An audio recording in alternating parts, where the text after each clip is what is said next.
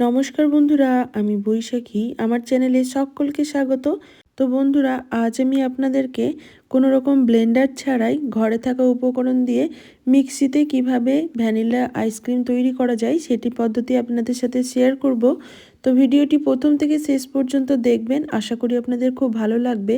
আর আপনারাও কিন্তু বাচ্চাদের আবদার মেটাতে এরকম আইসক্রিম ঘরেই খুব চটজলদি তৈরি করে নিতে পারবেন। তো দেখুন, আইসক্রিম বানানোর জন্য আমি 1 গ্লাস দুধ নিয়েছি। তো দুধটা আমি ফুল ক্রিম দুধ নিয়েছি, গরুর দুধ। দুধটা গরম করে ফ্রিজে রেখে দিয়েছিলাম, তাই উপরে এরকম সর বসে গেছে। এখন আমি এই দুধটা একটা কড়াইয়ের মধ্যে নিয়ে নেব। তার সাথে আমি কিছু উপকরণ দেব, যেমন স্বাদ অনুযায়ী চিনি দিয়ে দিলাম। এখানে আমি 4 টেবিল চামচ মতো চিনি ব্যবহার করেছি। আর এখানে আমি 3 টেবিল চামচ মতো গুঁড়ো দুধ ব্যবহার করব। তো এখন আমি 2 টেবিল চামচ মতো দিলাম। পরে আমি আরও 1 টেবিল চামচ মতো গুঁড়ো দুধ ব্যবহার করব। তার সাথে দিয়ে দিলাম 2 টেবিল চামচ মতো কর্নফ্লাওয়ার। আর এই কর্নফ্লাওয়ারটা দেওয়ার কারণেই দুধটা খুব তাড়াতাড়ি ঘন হয়ে আসবে। এখন আমি একটা হ্যান্ড উইক্সের সাহায্যে সমস্ত উপকরণ খুব ভালোভাবে মিশিয়ে নেব।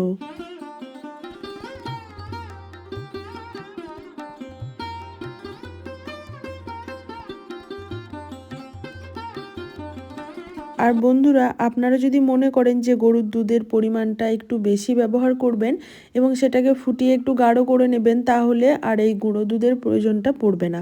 কিন্তু গুঁড়ো দুধ যদি ব্যবহার করা হয় তাহলে আইসক্রিমের টেস্ট অনেক ভালো আসে। এখন আমি এটা গ্যাসের চুলায় চাপিয়ে দিলাম। এবার কন্টিনিউ নাড়তে থাকবো। যেহেতু কর্নফ্লাওয়ার দেওয়া আছে তাই খুব তাড়াতাড়ি ঘন হয়ে আসবে। যখনই একটু দুধটা ঘন হয়ে আসতে শুরু করবে তখন গ্যাসের স্টিমটা একদম লোতে করে দিতে হবে। তো আরও 1 চামচ আমি গুঁড়ো দুধ ব্যবহার করে নিলাম। এবার সমস্ত কিছু খুব ভালোভাবে মিশিয়ে নেব।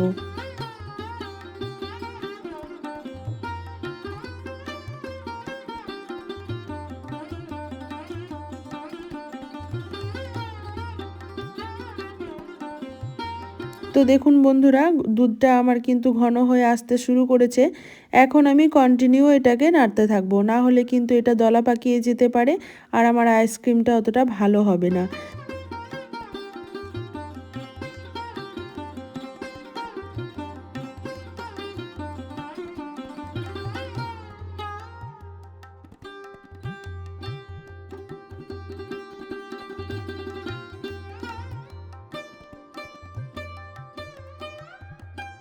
তো দেখুন, দুধটা অনেকটাই ঘন হয়ে এসেছে। এখন আমি গ্যাসের চুলা অফ করে দিয়েছি। ভালোভাবে একবার মিশিয়ে নিলাম। ঠান্ডা করে এটাকে একটা মিক্সিং জারে ট্রান্সফার করে নেব।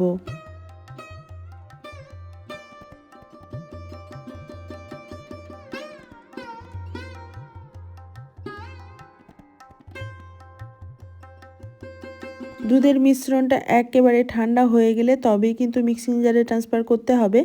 আর এই মিশ্রণটিকে খুব ভালোভাবে ব্লেন্ড করে নিতে হবে।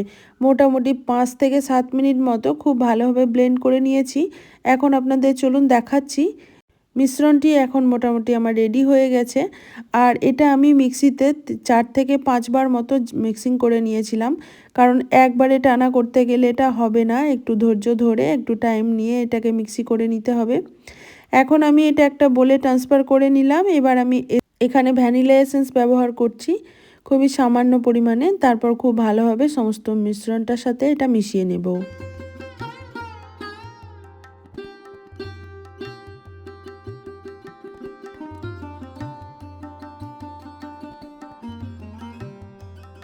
বন্ধুরা, আজ আমি ভ্যানিলা আইসক্রিমটা 2 রকম কালারের বানাবো, তাই অল্প একটু মিশ্রণ তুলে রাখলাম। আর বাকি যেই মিশ্রণটা আছে এই মিশ্রণটার মধ্যে আমি একটু ফুড কালার ব্যবহার করব। তো এখানে রোজ পিঙ্ক ফুড কালারটা ব্যবহার করেছি। আপনারা আপনাদের পছন্দ মতো কালার ব্যবহার করতে পারেন। আর যদি মনে করেন কালার দেব না তাহলে স্কিপ করতে পারেন। তো খুব ভালোভাবে এই ফুড কালারটা মিশিয়ে নেব। হালকা একটা গোলাপি ভাব চলে এসছে। আর এরকম কালারের আইসক্রিম বানালে বাচ্চারা খুব পছন্দ করে, তাই এভাবে একটু কালার দিয়ে মিশিয়ে নিচ্ছি।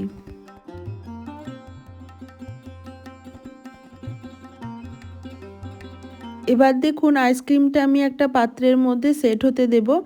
তো তার জন্য একটা টিফিন কৌটো নিয়ে নিয়েছি প্লাস্টিকের। তো এটাতে আমি 2 দিক থেকে একসাথেই আইসক্রিমের মিশ্রণটা ঢালতে হবে, তাহলে কিন্তু সুন্দর একটা ডিজাইন চলে আসবে।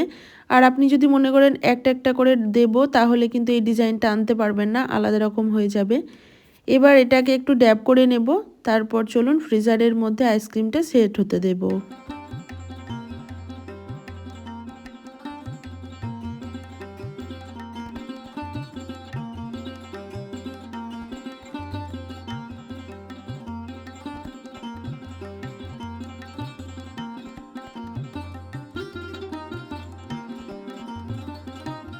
আমি এই আইসক্রিমটা ফ্রিজারের মধ্যে 7 থেকে 8 ঘন্টা রেখে দেব।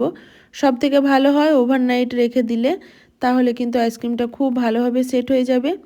তো দেখুন এখন পরের দিন চলে এসেছি, আইসক্রিমটা খুব ভালোভাবে সেট হয়ে গেছে। তো আইসক্রিমটাকে সুন্দরভাবে তুলে নেওয়ার জন্য আমি একটু জল নিয়েছি, জলের মধ্যে কিছুক্ষণ জাস্ট 2 মিনিটও নয় 1 থেকে 1.5 মিনিট মতো বসিয়ে রাখলেই আইসক্রিমটা নিচের দিক থেকে খুব ভালোভাবে উঠে যাবে। তো এইভাবে চলুন তুলে নিই, তারপর আপনাদের কেটে দেখাচ্ছি আজকের আমার এই ভ্যানিলা ফ্লেভারের আইসক্রিমটা কেমন হয়েছে।